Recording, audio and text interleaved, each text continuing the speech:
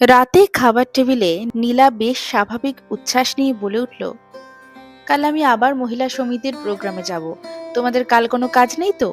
বলতে বলতে ডালের বাটি আনতে আবার রান্নাঘরে গেল। বাটি রেখে আবার চামচ আনতে গেল। আরো বেশি উচ্ছ্বাস যোগ করে বলল, জানো তো, গতবার সবাই মিলে এক বাড়িতে গিয়ে সে কি কুকুরের তাড়া খেয়েছি। নিজে নিজেই হাসতে লাগলো। অন্য সময় হলে আমাদের কাছে এইসব কোনো কথাই হতো না। তবে আজ আমরা সবাই নীলার এমন অভিনয়ে বিস্মিত না হয়ে পারছি না। এত সরল ভাবা মেয়েটা কি নিদারুণ অভিনয় করে যাচ্ছিল আমাদের সাথে। দুই ছেলে এক মেয়ে আমাদের, তিনজনে স্কুলের গণ্ডি পেরিয়ে এখন কলেজ ভার্সিটিতে।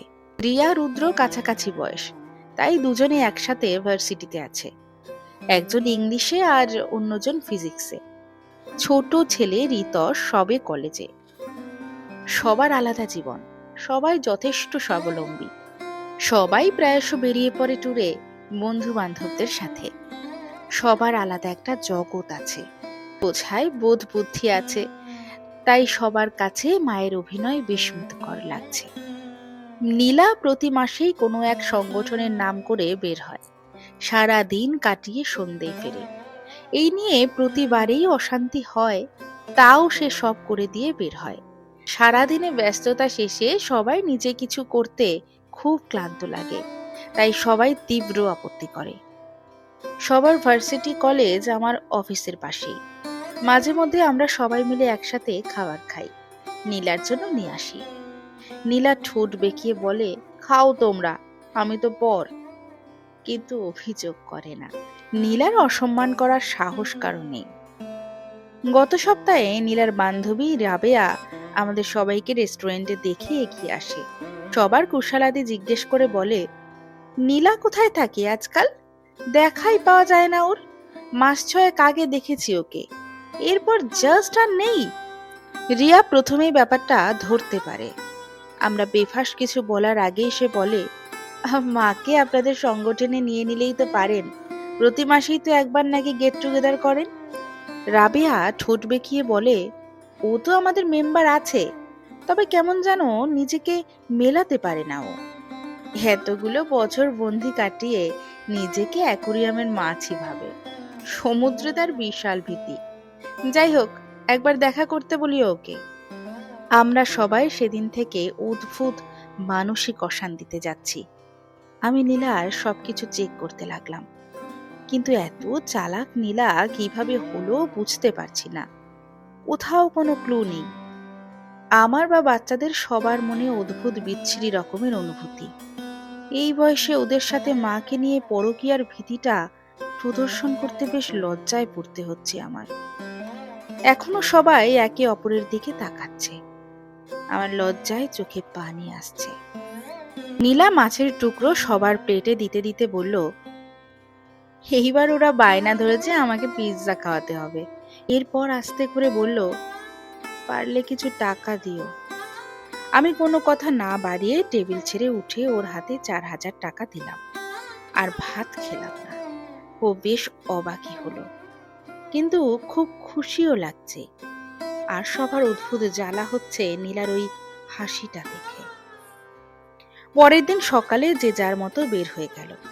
আমি বাসা থেকে বের হয়ে বাড়ির সামনের দোকানে বসে রইলাম। আধ ঘন্টা পর নীলা বের হলো।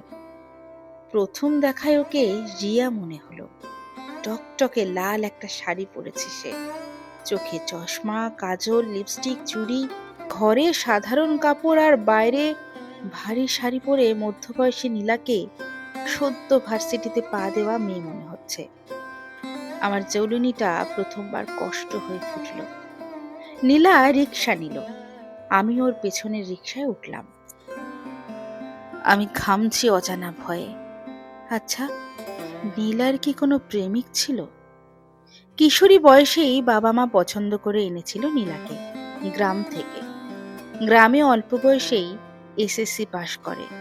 নীলার এক মাসির মাধ্যমে ওকে মা পছন্দ করে আনে। এইখানে কলেজে ভর্তি করিয়ে পড়াশুনো করে। এইচএসসির পর ডিগ্রিতে ভর্তি করলেও তা আর শেষ করতে পারেনি। রিয়ার জন্মের পর রুদ্র সব মিলিয়ে নিজেই ছেড়েছে। এই নিয়ে কোনো আফসোস দেখায়নি কোনোদিন। ওর কোনো প্রেমিক তো ছিল না, কেমন খোলা বইয়ের মতো ছিল নীলা। আজ এইভাবে সেজে কার কাছে প্রেয়সী হতে যাচ্ছে ও? ভাবতেই আবার ঘামতে শুরু করলাম। শেষ কবে এইভাবে দেখেছি ওকে মনে নেই। রিয়ার স্কুল প্রোগ্রামে কি? সেখান থেকে ফিরে রিয়া প্রচন্ড রাগারাগি করেছিল। ওর মায়ের অমন টকটকে লাল শাড়িতে কেমন অশোভনীয় লাগছিল। আমিও বোধহয় শুনিয়েছিলাম একজন। রিক্সা থেমে গেল। নীলা রেস্টুরেন্টে ঢুকলো। এইবার রাগ হচ্ছে, অসম্ভব রাগ হচ্ছে।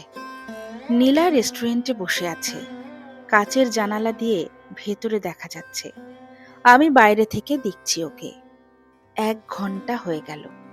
কেউ নেই টেবিলের অপর প্রান্তে। একাই বসে পাস্তা খাচ্ছে। ফোন দিলাম, ফোন ধরছে না। বোধহয় বাসায় ফেলে এসেছে। একটু পর আবার বের হলো নীলা। একে একে রিক্সা ধরছে। কখনো হকার মার্কেটে ঢুকে যাচ্ছে, কখনো সিনেমা হলে, শিল্পকলায় গিয়ে এদিক ওদিক হাঁটছে, কখনো শাড়ির দোকানে ঘুরছে, কখনো ফুটপাতে বসে এক মনে ফুচকা খাচ্ছে। আমি ওর পেছন পেছন সারাদিন ঘুরলাম, কিন্তু কোথাও কেউ নেই। নীলার কোনো প্রেমিক নেই।